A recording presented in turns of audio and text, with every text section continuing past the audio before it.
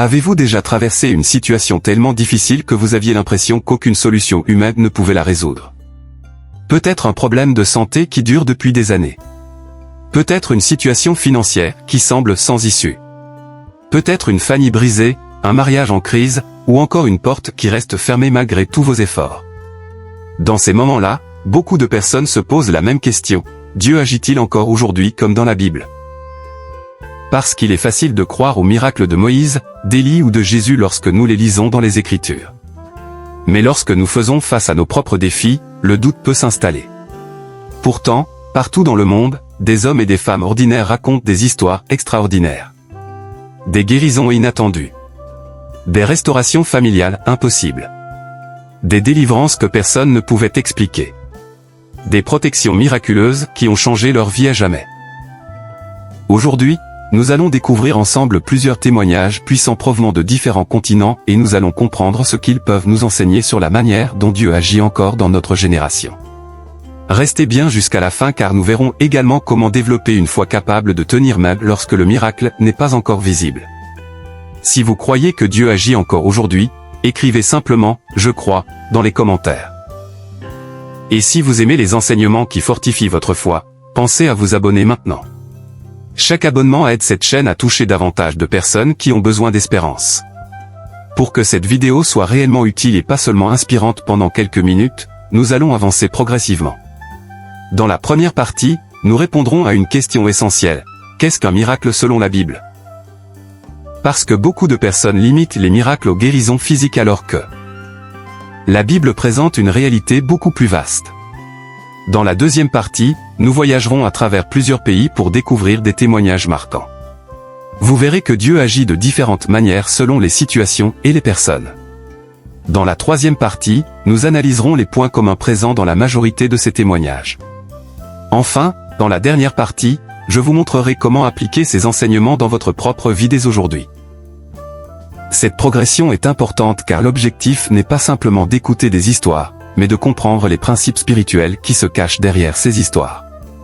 Lorsque vous entendez le mot miracle, quelle est la première image qui vous vient à l'esprit? Une guérison? Une délivrance? Une protection? Une réponse à la prière? Gardez votre réponse en tête car nous y reviendrons tout à l'heure. Avant d'écouter des témoignages, nous devons comprendre ce que nous recherchons réellement.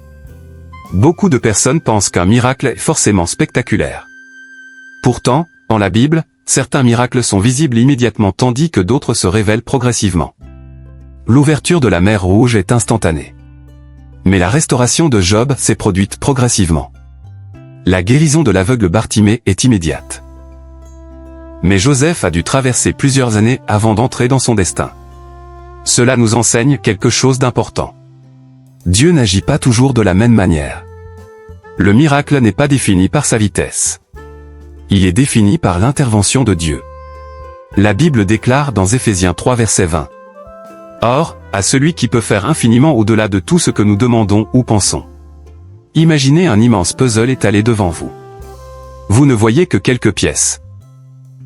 Certaines semblent même ne pas avoir de sens. Mais Dieu voit l'image complète. Il voit le début, le milieu et la fin. Parfois, ce qui ressemble à un retard n'est en réalité qu'une pièce du puzzle qui est en train de trouver sa place. C'est pourquoi certains miracles arrivent rapidement tandis que d'autres prennent du temps. Retenez bien ceci. Un miracle n'est pas seulement ce qui impressionne les yeux. C'est tout ce qui révèle la main de Dieu. Maintenant que nous savons ce qu'est réellement un miracle, voyageons ensemble à travers plusieurs pays pour découvrir comment Dieu a touché des vies différentes. Commençons par le Canada. Une femme souffrait depuis plusieurs années de douleurs chroniques extrêmement handicapantes. Chaque matin était une épreuve. Se lever, marcher, accomplir les tâches les plus simples devenait un combat. Elle avait consulté plusieurs spécialistes. Elle avait suivi différents traitements. Elle avait essayé diverses solutions. Mais malgré tous ses efforts, son état ne s'améliorait pas réellement. Au fil du temps, le découragement s'était installé. Elle commençait même à perdre l'espoir de retrouver une vie normale. Puis un jour, elle participa à une réunion de prière. Pendant ce moment, elle témoigne avoir ressenti une chaleur inhabituelle traverser son corps. Sur le moment, elle ne comprenait pas vraiment ce qui se passait. Mais dans les jours qui ont suivi, les douleurs commencèrent à diminuer. Puis elles disparurent progressivement. Quelques mois plus tard, même les examens médicaux révélèrent une amélioration inattendue. Sa vie changea complètement. Elle retrouva une mobilité qu'elle pensait avoir perdue pour toujours. Son témoignage nous rappelle que Dieu peut agir là où les ressources humaines semblent avoir atteint leurs limites. Combien de fois abandonnons-nous juste avant que Dieu commence à agir? Direction maintenant Paris. Un entrepreneur traversait une période extrêmement difficile. Les dettes s'accumulaient. Les clients se faisaient rares. Chaque nouvelle facture augmentait son inquiétude. Les nuits devenaient longues. Mais laissez-moi vous poser une question. L'anxiété était constante. Il envisageait sérieusement. Pourtant, malgré cette situation, il continua à prier. Il continua à croire. Il continua à travailler avec intégrité. Et alors qu'il semblait n'y avoir aucune issue, une opportunité inattendue se présenta. Un partenariat important. Un contrat décisif. Une porte qui s'ouvrit au moment où tout semblait perdu.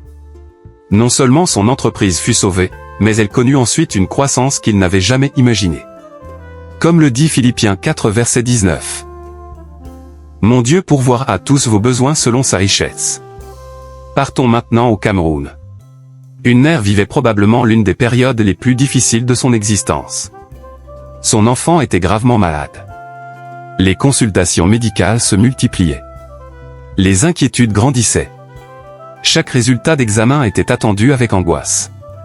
Face à cette situation, la famille mobilisa son entourage. Des amis. Des proches. Des membres de l'Église. Une chaîne de prière se mit en place. Jour après jour. Semaine après semaine. Puis l'état de l'enfant commença à s'améliorer. Progressivement. Contre toute attente.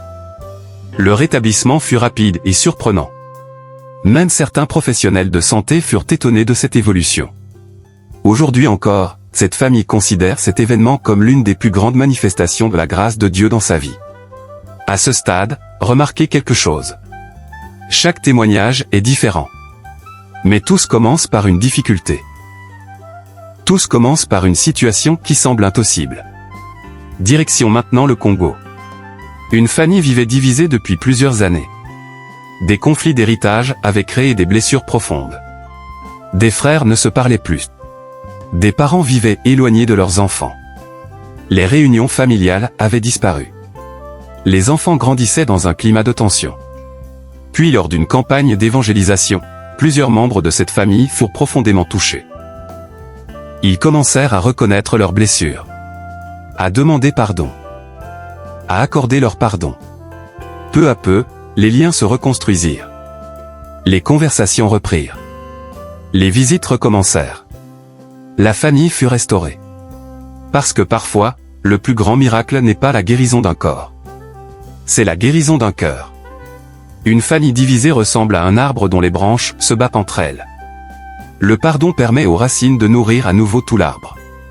En Belgique, un homme était prisonnier de l'alcool depuis plus de 15 ans. Il avait essayé plusieurs fois d'arrêter. Mais les rechutes revenaient sans cesse. Sa vie personnelle se dégradait. Ses relations souffraient. Son estime de lui-même disparaissait. Puis il fit une rencontre personnelle avec Jésus-Christ. Son parcours de restauration ne fut pas toujours facile.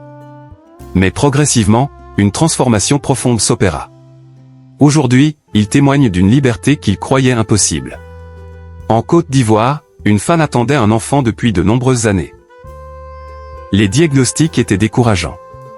Les attentes étaient longues. Les incompréhensions nombreuses. Parfois même les remarques blessantes de l'entourage devenaient difficiles à supporter. Pourtant elle continua à croire, à prier, à espérer. Et après des années d'attente, elle donna naissance à un enfant. Pour elle, ce n'était pas seulement une naissance. C'était l'accomplissement d'une promesse.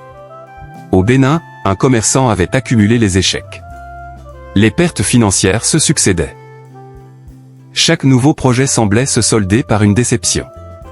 Mais il décida de remettre son activité entre les mains de Dieu. Petit à petit, les choses changèrent. de nouvelles opportunités apparurent. Sa situation se redressa. Et son activité retrouva une stabilité durable. En Angleterre, un étudiant était sur le point d'abandonner ses études. Les difficultés financières et académiques semblaient insurmontables. Mais plusieurs aides inattendues arrivèrent au bon moment. Il put poursuivre son parcours. Et termina brillamment sa formation. Enfin, en Afrique du Sud, une personne survécut à un grave accident dans des circonstances que beaucoup qualifièrent d'exceptionnelles. Les secouristes eux-mêmes furent surpris de l'issue de cet événement. Pour cette personne, il ne faisait aucun doute qu'elle avait bénéficié d'une protection divine. Alors, qu'ont en commun tous ces témoignages? Ils démontrent que Dieu agit dans tous les domaines de la vie. La santé, la famille, les finances, les études, le travail, la protection, la transformation intérieure. Si un de ces témoignages vous touche particulièrement, écrivez dans les commentaires le pays qui vous a le plus marqué. Et si ces histoires renforcent votre foi, prenez quelques secondes pour aimer cette vidéo. Cela aide énormément la chaîne à continuer ce travail. Maintenant, analysons les 4 grands principes que l'on retrouve dans la majorité de ces témoignages. Le premier principe est la foi. Pensons à la femme atteinte d'une perte de sang. Pendant 12 années, elle avait souffert. 12 années de douleur. 12 années d'échecs. 12 années de recherche de solutions. Et pourtant, elle continua à croire. Sa foi l'amena jusqu'à Jésus. Le deuxième principe est la persévérance. Beaucoup abandonnent parce qu'ils ne voient pas immédiatement les résultats. Pourtant, la Bible nous enseigne l'importance de continuer à frapper à la porte. À continuer de demander. À continuer de chercher. Le troisième principe est la prière. Daniel priait. Élie priait. Anne priait. Jésus priait. La prière n'est pas un dernier recours. Elle est une connexion permanente avec Dieu. Le quatrième principe est le témoignage. Lorsque nous racontons ce que Dieu a fait dans notre vie, nous renforçons la foi des autres. Un témoignage devient souvent le point de départ du miracle de quelqu'un d'autre. Alors dites-moi, parmi ces 4 principes, la foi, la persévérance, la prière, le témoignage. Lequel devez-vous développer davantage aujourd'hui? Prenez maintenant une feuille. Écrivez 3 bénédictions que vous avez reçues cette année. Écrivez ensuite 3 prières qui sont encore en attente. Puis écrivez 3 promesses bibliques auxquelles vous souhaitez vous accrocher. Prenons maintenant un moment de prière. Seigneur, merci pour toutes les personnes qui regardent cette vidéo. Tu connais leurs combats. Tu connais leurs inquiétudes. Tu connais leurs besoins. Je te prie de renouveler leur foi. De leur donner la force de persévérer. De leur rappeler que rien n'est impossible pour toi. Et que même lorsqu'ils ne voient pas encore la réponse, tu continues à agir. Au nom de Jésus. Amen. Peut-être qu'aujourd'hui vous êtes encore au milieu de votre combat. Peut-être que votre témoignage n'est pas encore terminé. Mais souvenez-vous que tous les témoignages que nous avons entendus aujourd'hui ont commencé par une difficulté avant de devenir une victoire. Votre situation actuelle n'est peut-être pas votre destination finale. Continuez à croire. Continuez à prier. Continuez à persévérer. Parce que le même Dieu qui a agi au Canada, à Paris, au Cameroun, au Congo, en Belgique, en Côte d'Ivoire, au Bénin, en Angleterre et en Afrique du Sud est toujours le même aujourd'hui. Avant de partir, écrivez dans les commentaires, je crois que Dieu agit encore aujourd'hui. Abonnez-vous à la chaîne. Activez la cloche de notification. Partagez cette vidéo à une personne qui traverse actuellement une période difficile. Vous pourriez être l'instrument que Dieu utilisera pour redonner de l'espérance à quelqu'un aujourd'hui.